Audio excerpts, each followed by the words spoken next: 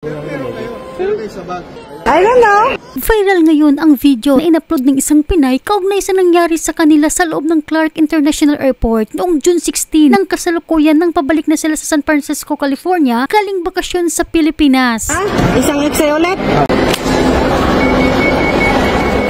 Kasunod ito sa kuhang video ng mga taga-Clark Airport officer na unang pinost sa social media kung saan kinausap nila ang mister nitong ating kabayan na isang armed security officer patungkol sa nakitang bala sa bag na laman ng mga gamit ng sanggol na ayon dito sa ating kabayan, sila pa umano ang may ganang mag-post ng video. Please give us some light since your wife is got at her back. You get this one. And you are working in us. I do work as armed security. Yes, sir. I'm certified in 9mm, 40, and 45. This looks like one of my service rounds for my work. So it may be it's yours. It may have accidentally fell out when I had my bag for work. Okay. So it was a possible accident that it came out of my own work equipment. Okay. Thank you. You're shedding the light, sir. Not wrong. Yeah. I pay very close attention to my equipment and all my ammunitions. Yes, sir. And whenever I see it, I know what is I use for the range and what I use for work. Yes, sir. This looks like one of my work rounds. Okay, sir. So it's clarity that it might came Sa out of one of my video na ito, Yes, sir. naglabas ng reaksyon si kabayan ayon sa kanya kung sa kanila pa daw ang balang nakuha sa bag. Dapat sa San Francisco Airport pa daw sana noong pauwi sila sa Pilipinas ay nadetect na may bala ang kanilang bitbit na pakbag. Kaya gusto sana nitong ating kabayan na ipa-fingerprint ang nakitang bala sa kanilang bag at willing pa itong magpa-revoke ng ticket para magkaalaman daw kung sino talaga ang may-ari ng bala na nakuha sa kanilang bag. Pero ayon sa post ni kabayan ay hindi daw di umano pumayag ang mga taga-airport security staff. Sa kadahilanan ay nahawakan na di umano ng mga taga-airport security ang bala. Kaya't nagpahayag ng pagkadismaya itong ating kabayan. Anya sa kanyang post, naniniwala ako sa karma. May takot kami sa taas. Sino po si Raulo na alam ang galawan sa Pinas tas magdadala ng bala? Kaya't nanawagan itong ating kabayan kay Senator Raffy Tulfo na i-check ang Clark Airport. Duda kasi ito sa nangyari sapagkat ayon sa kanyang post, bakit pa daw kailangan pang buklatin lahat ng gamit at bakit kailangan pa daw i-scan ng 2 beses, alam naman daw sana nila kung saan ang bala. Dahil una pa lang ay nakita na umano sa scanner kung saan ang bala. Narito ang video na kuha ni kabayan. Bubuksan ko? Hindi po. Maghintay po tayong witness. Sige. Okay, sa bag. Wala. Check natin yung tayong witness. Okay po. Gasutan na.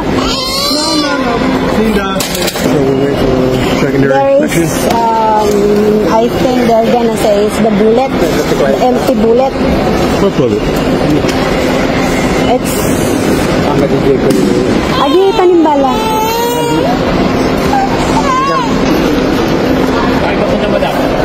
San Francisco po. Eto po. Ay. Let it roll out. Eto. Pero ito clear po. Okay, clear po. Ngayon, paano? Ayan nyo lang ako, ma'am. Kamay ko, ma'am. Okay. Check niya ako doon. Okay po, ha? Susaka lang ako.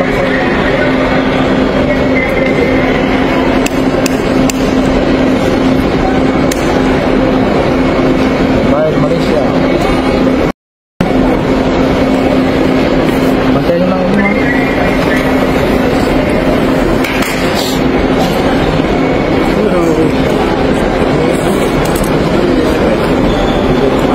Baby stuff pulat yan. Oh, no.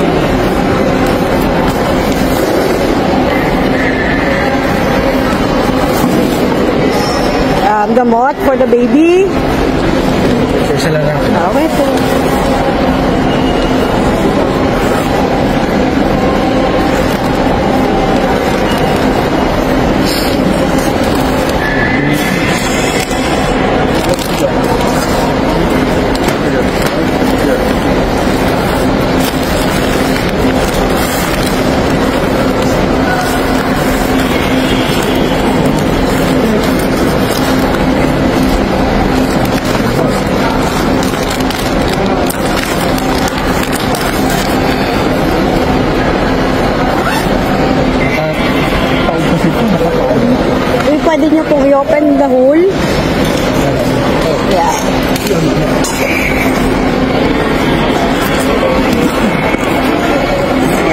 para kitang-kita.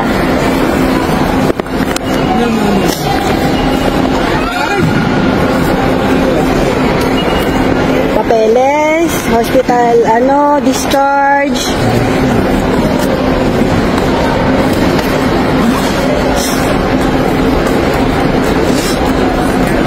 Amount ng tablet.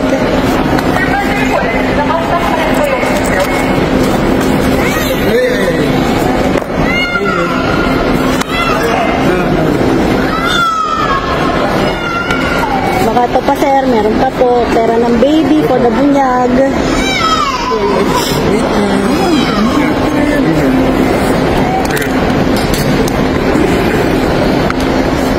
Sir, pwede nyong tanggalin lahat. Okay lang. Okay lang ba, ma'am, na i-share natin na Go ahead X po. ulit? Ha? Isang X-ray ulit? So kayo po magbabalik ko. Para ma-issue ko talaga saan din portion na issue natin ulit, sir.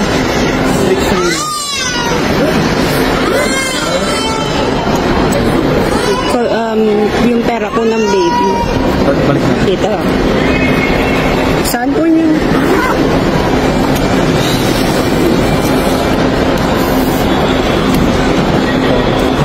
Nakita niyo to ha, gamit ng baby. Gamot. Wala to. Dito lang talaga. Uulitin ko? Lahat yan, lahat yan. Pupunta ko doon?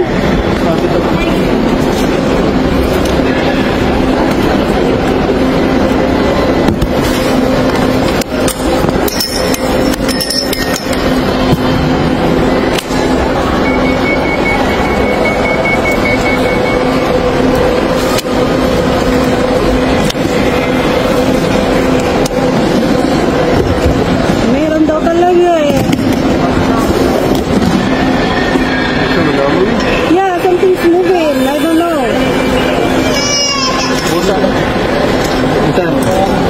Ito, clear na to, kuya.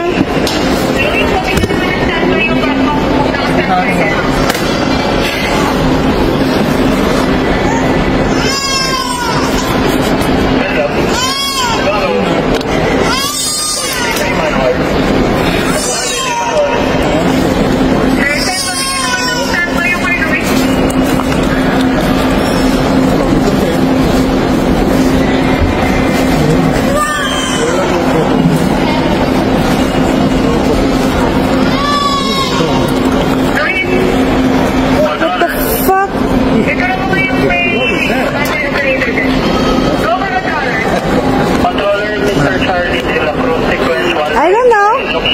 Ano ang masasabi nyo dito mga kababayan? Biktima ba si kabayan ng tanim bala? Kaya sa mga uuwi at paalis ng Pilipinas, magmatsyag po tayo ng maigi. At huwag na wag po tayo basta magtitiwala kanino man sa loob man o labas ng airport. Bantayan po natin ang ating mga gamit. Kung pakbag ang dala nyo, ilagay nyo sa harapan. Dahil malamagis yan yung mga nagtatanim ng bala. Dahil may isa rin tayong kababayan sa Clark Airport na patungong ibang bansa, nakapaan niya ang bala sa bulsa ng kanyang pakbag. Buti na lang at hindi pa siya nakapag-check-in. At paalala na rin po mga kababayan, ugaliin nyo po bago kayo magligpit ng gamit, tingnan nyo po muna ang mga bulsa ng inyong hand carry o bagahe para kung sakaling wag naman sana makitaan kayo ng bala, makapag-react agad kayo na hindi sa inyo ang bala na nakita sa bagahe o pakbag. Magdubli ingat po tayong lahat para di po maabirya ang flight natin pauwi man o paalis ng bansa.